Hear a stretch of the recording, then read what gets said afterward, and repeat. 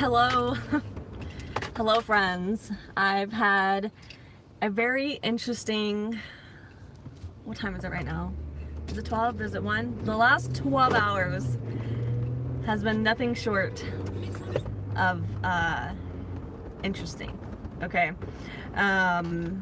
Nothing short of not excitement, because I wasn't excited. Anxiety, of worriness.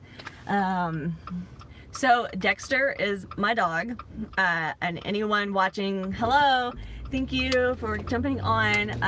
Don't worry, he came back, he was found, and he's safe. So I just wanted to go ahead and put that out there. I don't want to worry anyone. So my housemate brought some friends over last night, and there's some guy that they didn't really know.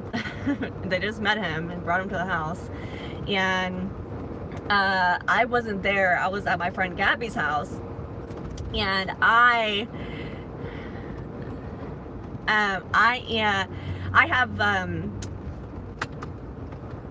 damn it, sorry, I'm like, I don't know where I'm at. Okay, I have a Nest Cam set up at my door, and I have a Nest Cam in the back, and I always, I have it on settings.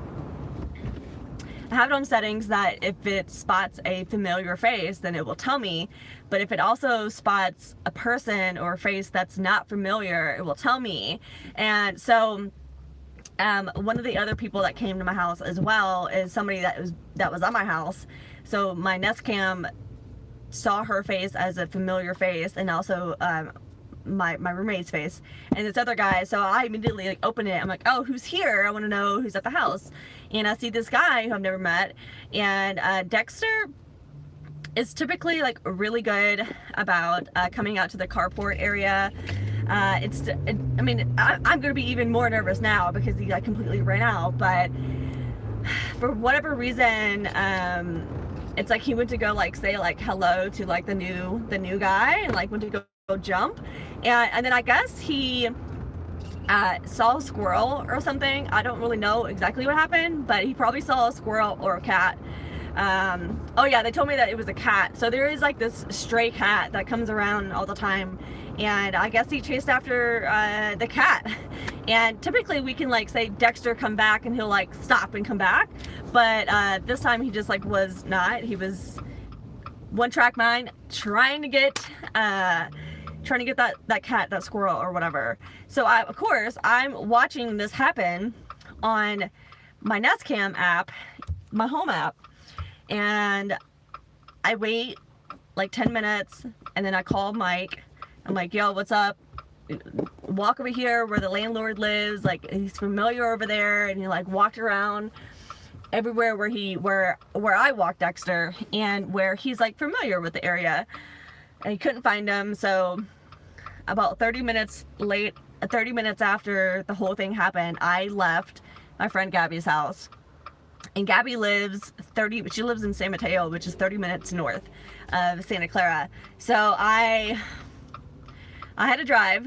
So I came back home, drove home 30 minutes. So by the time I got there, Dexter had already been running around for like an hour, because he got loose at like 10:15. I got there at like 11:20. So he's already running around, and he's done this before in Nashville. And I know that like he's like such a fast runner. There's like really no point of you trying to chase him. And plus it's at night, so I was worried that he would get hit by a car, because I've had that done before to another dog, and it's really just devastating. And he also didn't have any tags on him, and that's like completely my fault.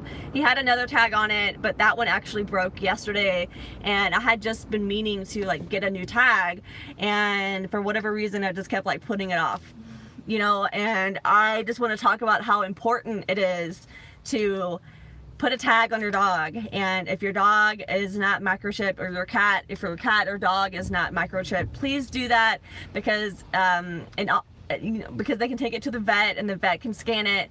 And if you do have microchip in your dog, make sure it's updated, because I don't know if I'm sure it's not updated, to my current California address. So that's just something that I should have done a year ago, and I just didn't do it.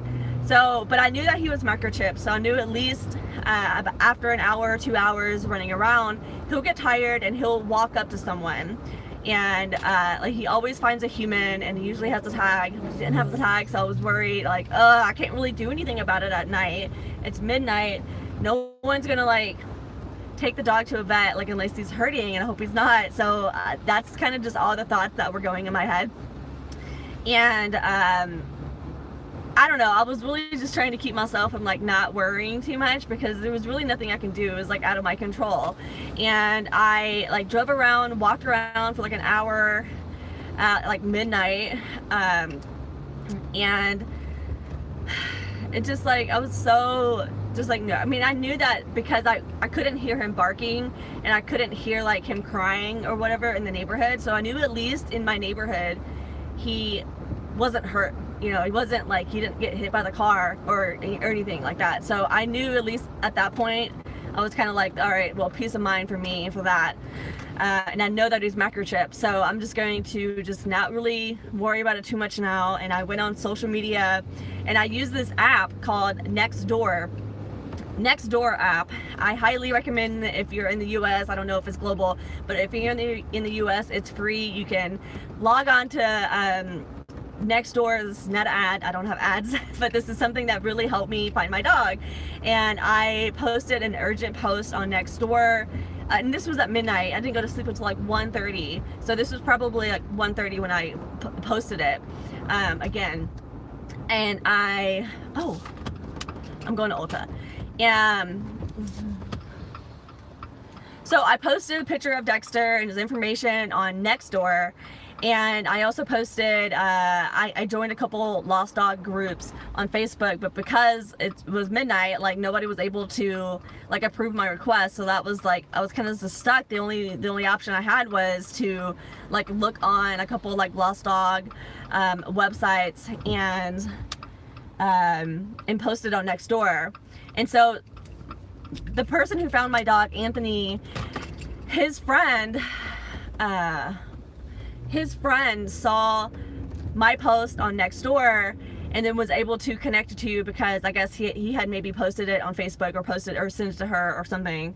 He knew about it somehow, and so they were able to connect me with Dexter again. And I was like, I love social media. Social media can be like just wonderful when, you know, used properly. And I just wanted to like get on here and let you guys know that it's like things like this, like insurance and tags and like microchipping and stuff like that, is often, and like insurance and coverage and stuff is often like just overlooked and not really like thought of too much as like how important it really is until after the fact. So like, you guys, make sure you have adequate insurance on your car. Make sure your dog or your pet has adequate like tags. I went to Petco this morning and got him a new tag, a bright red collar that has like reflective stuff on it, and I got him some like new food and stuff, and like some pig ears. And I was like, oh, I want my baby. And he was like so sweet. And the guy who found him, he was like 1.5 miles away, the complete opposite way of where we were looking. He went way across this like park. I don't know how we got there, but like it's basically like 2 blocks over on the main street. And he went over to the DMV, which I think is like hilarious, because he's never been over there with me, obviously. Why would you go to the DMV with your dog?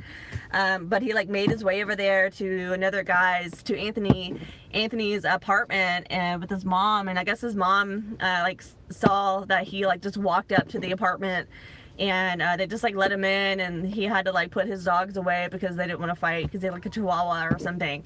But yeah, he like kept him there all night and fed him, and he was like, yeah, he just came up and he was a little scared, but it was fine once he came in. And I'm like, oh, my poor baby was so scared. And I'm just so I'm just grateful and happy that he's okay and he's safe. Just, you guys, if you have pets, just get your pets microchipped, update your microchipping, get a tag. get a collar that's reflective, and just take care of your babies. I'm glad he's home. All right, thanks for listening. Bye.